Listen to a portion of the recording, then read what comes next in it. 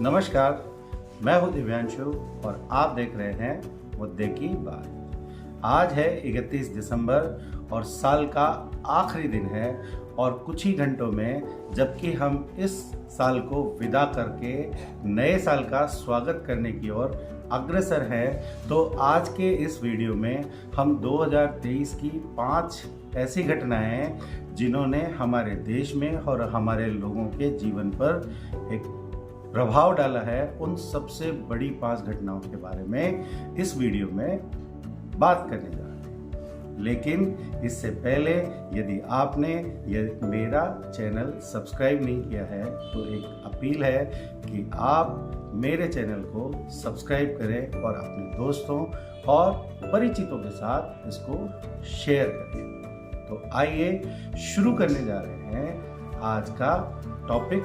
जो कि है 2023 की 5 सबसे बड़ी घटनाएं जो कि ये भारतीय लोगों के लिए बहुत ही महत्वपूर्ण है। तो सबसे पहली घटना थी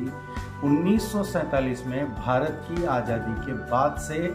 अब तक जो भारत की संसद थी वो अंग्रेजों के द्वारा बनाई हुई संसद में ही चल रही थी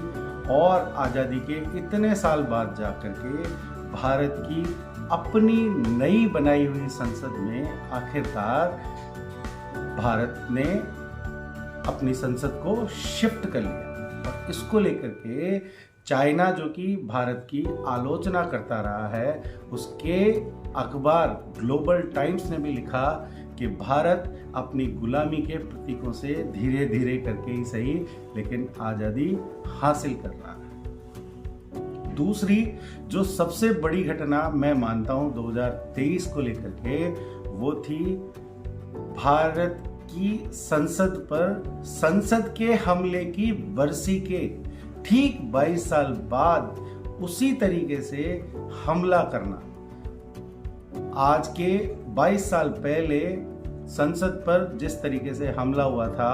और उसके मुख्य साजिशकर्ता अफजल गुरु को बाद में फांसी दे दी गई थी, हमले की उसी तारीख के दिन ठीक 22 साल बाद भारत की संसद पर दोबारा से हमला हुआ और उस हमले ने एक बार फिर से भारत के नाम को कलंकित करने का प्रयास किया। लेकिन इस बार जो सबसे महत्वपूर्ण बात ये हुई कि इस बार किसी भी तरीके की जान माल की हानि नहीं हुई है और सभी आरोपीकर्ता पकड़ लिए गए हैं और अभी दिल्ली पुलिस उसकी इन्वेस्टिगेशन कर रही है कि इसके पीछे किन लोगों का हाथ था। तीसरी जो सबसे बड़ी घटना भारत के परिदृश्य में थी वो इस साल था महिला पहलवानों का WFI के अध्यक्ष ब्रजभूषण शरण सिंह के खिलाफ आंदोलन करना, विरोध प्रदर्शन करना। और इस घटना ने पूरे 2023 में अपना मोमेंटम बना करके रखा। पहले जनवरी में ये महिला पहलवान जंतर मंतर पर धरने पर उतर गए, बाद में उन्होंने अपना धरना वापस ले लिया, फिर दोबारा से जाकर के इन्होंने इस धरना प्रदर्शन को दोबारा शुरू किया और इसमें कई राजनीतिक दल भी इसमें उतर गए। बाद में जाकर के ब्रजभूषण शरण सिंह को उनके WFI के अध्यक्ष पद से हटा दिया। और जबकि ये साल खत्म होने जा रहा है और WFI के इलेक्शन होने के बाद नए अध्यक्ष संजय सिंह चुन लिए गए, तो फिर एक बार ये मुद्दा जोर पकड़ता हुआ दिख रहा है और इस बार रेसलर साक्षी मलिक ने संन्यास लेने की घोषणा कर दी। उसके बाद बजरंग पूनिया ने अपना पद्मश्री पुरस्कार फुटपाथ पर छोड़ दिया और कल की खबर है कि रेसलर विनेश फोगाट ने अपना अर्जुन अवार्ड कर्तव्य पथ पर छोड़ दिया है। इस तरीके से 2023 में पहलवानों का मुद्दा versus WFI versus Brijbhushan Sharan Singh पूरे साल भर अपनी इम्पोर्टेंस बना के रखा और आने वाले साल में भी लगता है कि ये मुद्दा इसी तरीके से अपनी सुर्खियां बनाता रहेगा लोकसभा चुनाव। जो चौथी सबसे बड़ी घटना है वो ये है कि भारत में 3 सबसे विवादास्पद स्थल थे, जिनमें पहला राम मंदिर था, दूसरा श्री कृष्ण जन्मभूमि परिसर और तीसरा था ज्ञानवापी परिसर। अभी इलाहाबाद हाईकोर्ट ने अपने फैसले में एक ऐतिहासिक फैसला देते हुए ये कहा कि कृष्ण जन्मभूमि परिसर और शाही मस्जिद विवाद में 1991 का पूजा अधिनियम बिल, इसके अंतर्गत ये कृष्ण जन्मभूमि का मामला नहीं आता है। दरअसल जब राम जन्मभूमि में कार सेवा का आंदोलन चल रहा था और विवादास्पद ढांचे को गिरा दिया गया था, तो तत्कालीन पीवी नरसिम्हा राव सरकार ने एक बिल बनाया था कि अब इस बिल के बाद 1947 से पहले, आजादी से पहले जो स्थिति थी परिसरों की, वही स्थिति बनी रहेगी, उनमें कोई भी बदलाव नहीं किया जाएगा। और मुस्लिम पक्ष बार बार जब भी ज्ञानवापी परिसर और कृष्ण जन्मभूमि परिसर के बारे में कोर्ट में जब भी केस किसी ने दायर किया, तो उनका पहला तर्क ये था कि ये सुनवाई के योग्य नहीं है, क्योंकि ये पूजा अधिनियम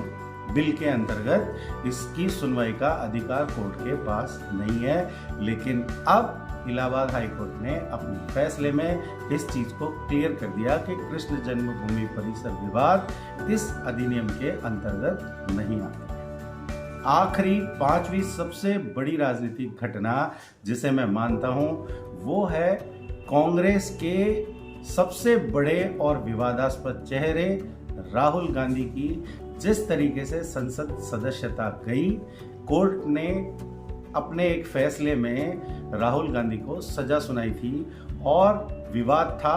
मोदी नाम को लेकर के। जिस तरीके से राहुल गांधी ने अपने बयान दिए थे, तो याचिकाकर्ता ने ये कहा था कि ये संपूर्ण समाज के बारे में बात कर रहे हैं। इस मुद्दे पर कोर्ट ने उनको दोषी माना था और उनको सजा सुना दी थी। उस सजा की वजह से उनकी संसद सदस्यता चली गई थी। उसे लेकर के उन्होंने पहले हाई कोर्ट में अपील करी, बाद में सुप्रीम कोर्ट से उनको जो है सजा पर स्थगन मिला और उनकी संसद की सदस्यता बहाल हुई। तो ये 5 सबसे बड़ी घटनाएं हैं जो कि 2023 में भारतीय समाज में और भारतीय लोगों के लिए जिस तरीके से इन 5 घटनाओं ने भारतीय लोगों को प्रभावित किया है, ये एक बहुत बड़ा स्थान रखती है बाकी सभी घटनाओं के ऊपर। दोस्तों, इसके अलावा मनोरंजन जगत में इस साल जिस तरीके से ये कहा जा रहा था कि भारतीय फिल्म उद्योग, जिसे विशेष तौर से बॉलीवुड कहा जाता है, वो खत्म हो चुका है, तो वेटरन एक्टरों ने इस बार आकर के और भारतीय फिल्म जगत, जिसमें बॉलीवुड के बारे में हम बात कर रहे हैं, उसको बचाने का काम किया।